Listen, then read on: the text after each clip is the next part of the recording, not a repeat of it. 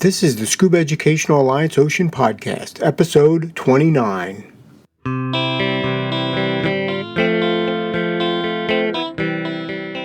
The Scuba Educational Alliance Ocean Podcast is a bi-weekly podcast dedicated to the world of scuba diving, ocean health, sustainability, and fostering a new generation of ocean stewards through diving education. Well, hello again, everyone, and thanks for tuning in to this latest episode. I'm Jeff Centropino, your host and the founder and president of the Scuba Educational Alliance of Connecticut, and we're dedicated to fostering a new generation of ocean stewards by breaking down the financial barriers that young people face when looking to pursue their scuba diving training and education. Well, it has been almost a month since my last episode. We've been halfway around the world diving in both Indonesia and the Philippines. What a trip. And I'll get you all caught up on those adventures here on the podcast today. But before I do that, however, I wanted to give you a bit of news from the Scuba Educational Alliance. We are sponsoring a marine ecosystem and coral conservation awareness course with our partners at Kraken Dive Works and Scuba Shack. The course is scheduled for December 6th. Now, we sponsored 15 seats, and guess what? Those spots filled up within a day. The shop is still accepting more participants for a nominal fee, basically just to process the certification.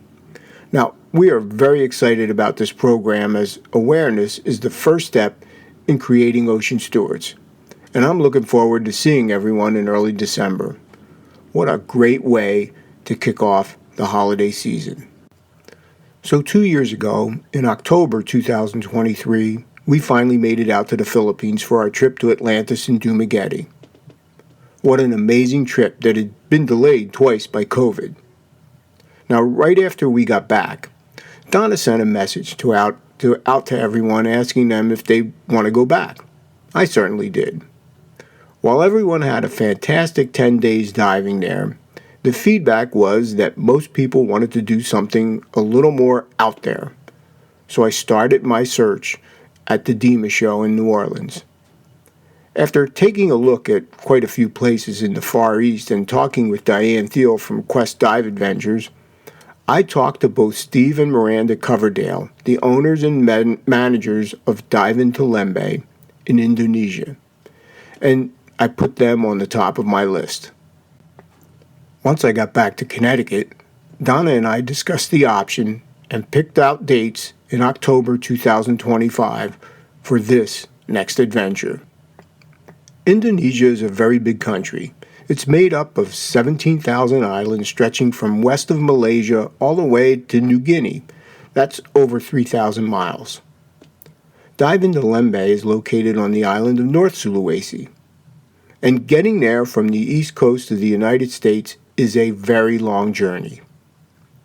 We chose to fly out of Newark, New Jersey for a direct flight to Singapore on Singapore Airlines. That's a 19-hour flight, and to make it even longer due to an apparent runway issue in Newark, we sat in line to take off for 2 hours. So when all is said and done, between boarding, waiting to take off, flying time, and disembarking in Singapore, we were on the plane for about 22 hours. That's the price we pay for exotic diving. But we still needed to make it out to Manado in North Sulawesi. That flight was with Scoot, Singapore Airlines low-cost carrier. Now, they only run the flight on specific days of the week, and we needed to adjust our trip to align with their flight schedule. There are limited options. Additionally, the flight that was supposed to be earlier in the day kept getting moved back. So we booked a room at the Yotel Air at the Singapore Airlines so we could rest up and get ready for our 3-hour afternoon flight to Manado. And then it's an hour ride by car to get to the resort. So from the time we left home to arriving at Dive into Lembeh, we had been traveling for 48 hours. I guess that's out there enough. Dive into Lembeh is nestled on the beach north of Batang. Lembeh Island is 1.5 miles across the strait. The resort is not big. They have 9 standalone bungalows that accommodate 2 people, and each bungalow includes its own hot tub. The resort also has a deluxe bungalow, which is a little bigger, and then there is the longhouse that has 3 hotel-type rooms. The gathering area at the resort is the center section, and that includes the dining area, a large sitting area to relax, a coffee and tea bar where you can grab a cup of coffee anytime, along with a biscuit, either an Oreo cookie or a coconut cookie, and then there's the bar. All the meals are served buffet style and feature a mix of local cuisine and Western dishes. No one went hungry. Additionally, at breakfast every day, you could get your eggs cooked to order. But we were here to dive, so let's talk about how the dive operation runs first. If you want a top-notch concierge diving, this is the place. You put all your dive gear in a basket on your deck, and they take it to the dive locker. That's where you'll find your gear in your assigned locker. Your BC rag and fins are moved to the boat, and all you have to do is put on your wetsuit, grab your computers, and analyze your nitrox tank. If you have a camera, you can set it up in the very large camera room and then place it in a basket in the camera rinse tank just outside the camera room. And guess what? The dive team moves it to the boat. You can get very spoiled with this level of service. Steve and Miranda run the dive operation like a liveaboard. The first dive is before breakfast at 7:30 a.m. And then after breakfast, the second dive is at 10:45, followed by lunch, and finally, the third dive of the day leaves at 2:30 in the afternoon. So that leaves time for a night dive, mandarin fish dive, or shore dive. We did the mandarin fish dive along with a night shore dive on the house reef. So our total dives for the 8 days of diving came in at 24. That's a nice number and not totally exhausting. Our group was small, only 9 divers, but guess what? There were 5 dive masters in the water with us, along with 3 crew members running the boat. Talk about individualized service. We were on one of the larger of their 4 boats and had plenty of room to move around. The boat rides are short, 5 to 10 minutes. It's really hard to appropriately describe the diving here. You have to see it to appreciate the uniqueness of this place.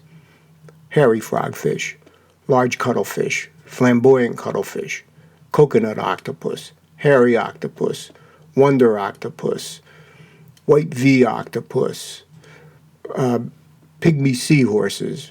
They're really tiny, very hard to spot. Blue ring octopus, and nudibranchs all over the place.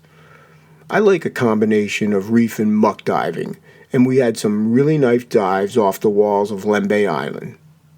I shot a lot of video during our dives, and I'm going to be getting some of that out there on my YouTube channel. It's at Jeff Cincerpino. Just may take some time with Dima coming next week. Seeing the critters is better than talking about them, so stay tuned for more. On our final night at the resort, we were treated to a concert put on by the entire staff. Most played their homemade ukuleles. They also had a 1-string homemade bass guitar and xylophones. It was a really great show of appreciation, and we all enjoyed the local songs along with John Denver's Take Me Home, Country Road. And if that wasn't enough, the next day the group got back together to give us a musical send-off with another rendition of Country Road, Take Me Home. Well, it kind of got stuck in our heads as we made our way back to Manado and on to Singapore. But Donna and I were not done traveling just yet. You see, since we were already in that part of the world, we decided to extend our stay with a trip to the Philippines and a week at Atlantis Resort in Dumaguete. Actually, the resort is in Darwin. So after spending another night at the Singapore airport, we flew to Manila the next day and then down to Dumaguete. This would be our 3rd time to the resort. Yes, we like it that much. And it's sort of like a homecoming because most of the staff has been with the resort for a very long time. Our first trip there was in 2019 and most of the staff is still there. In fact, we've had the same dive guide, Wing, for all 3 of our trips. He makes the diving for us so easy. He's been with Atlantis for about 20 years and has accumulated well over 10,000 dives just at this resort. Now, back in 2023, when we took the big group out there, I did a segment on Scuba Shack Radio detailing all that the resort had to offer. So I'm not going to go into all the details again, but let's just say this is one of my favorite places to go. I love the diving. Most of the dive sites are 3 to 10 minutes away, and most offer a combination of some muck diving coupled with reef with plenty of fish, critters, and colors. Another nice thing about the dives is that you can multi-layer up the reef, so you get to look at a lot and really extend your bottom time. And if you're wanting to do a lot of diving, Atlantis offers up to 5 dives every day. First dive is at 8:30 in the morning, second dive is at 10:30, then after lunch you can do a 2 o'clock and a 4 o'clock dive and wrap up your day with a night dive at 6. Well, this time we chose to only do 3 dives each day, having just come off our diving in Lembeh. But we also did do a 3-tank dive trip over to Apo Island for some incredible coral diving. Whether it be the food, the service, the rooms, or the incredible staff, Atlantis is a top-notch dive resort and one of the best values in diving, in my opinion. And after 3 weeks away, it was time to come home. We flew out of Dumaguete at around 10:30 a.m. for a short 1-hour flight to Manila, then got on a 2 o'clock flight to Singapore, where we had a 7-hour layover before our 18-hour flight back to Newark, followed by the 2-hour car ride home. Yes, it's a long haul, and yes, it's worth it. My travels, however, are not quite done yet. I leave this weekend for Orlando in the DEMA Show 2025. I'll be attending the Board of Directors meeting on Sunday, doing a presentation on Tuesday, attending a number of seminars, participating in the Scuba Diving Industry Magazine Writers Roundtable, and visiting a whole lot of booths. Looking forward to that, and I'll catch everyone up on the show on the next podcast. So that wraps up this episode. Thanks for tuning in, and I'll be back in a couple of weeks with more. Until then, take care, everyone. This has been the Scuba Educational Alliance Ocean Podcast, a show dedicated to the world of scuba diving, ocean health, sustainability, and fostering a new generation of ocean stewards through diving education. Talk to you again real soon.